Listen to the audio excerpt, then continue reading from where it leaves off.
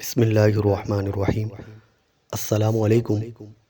جیسا کہ سب کے علم میں ہے، صبح صادق کا وقت طلوع ہوتے ہی سحری کا وقت ختم ہو جاتا ہے۔ اس کے بعد کھانا پینا جائز نہیں ہے، لیکن ہر سال کی طرح کچھ لوگوں کی جانب سے یہ بات کہی جاتی ہے کہ دوران اذان بھی کھا سکتے ہیں، بلکہ اذان کے بعد بھی آپ کھاتے رہیں جب تک کہ آپ مکمل سیر نہیں ہوتے۔ وہ ایک حدیث مبارکہ ابو داؤد کی پیش کرتے ہیں کہ نبی مکرم صلی اللہ علیہ وسلم نے فرمایا، جب تم بلال کی اذان سنو اور برتن تمہارے ہاتھ میں ہو تو برتن کو نہ رکھو یہاں تک کہ اپنی حاجت کو پورا کر لو۔ وہ کہتے ہیں کہ اس سے پتہ چلا کہ فجر کی اذان ہو رہی ہو تب بھی کھا سکتے ہیں، اپنی حاجت کو پورا کر سکتے ہیں، بلکہ وہ کہتے ہیں اس کے بعد بھی اگر اذان ختم ہو گئی ہے اور کھانے کی ضرورت ہے اور آپ کھانا کھا رہے ہیں تو سیر ہو کر کھا لو۔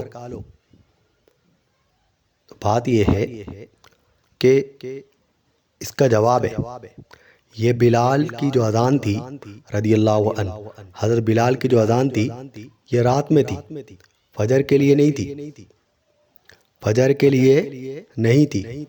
بخاری شریف کی حدیث ہے، حدیث نمبر 1909۔ نبی مکرم صلی اللہ علیہ وسلم نے فرمایا کہ بلال رات میں اذان دیتے ہیں۔ بلال کب اذان دیتے ہیں؟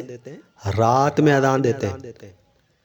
تم کھاؤ پیو یہاں تک کہ عبداللہ ابن مکتوم اذان کہیں، وہ فجر طلوع ہونے پر اذان دیتے ہیں، تو پتہ چلا کہ بلال رات کے وقت اذان دیتے ہیں۔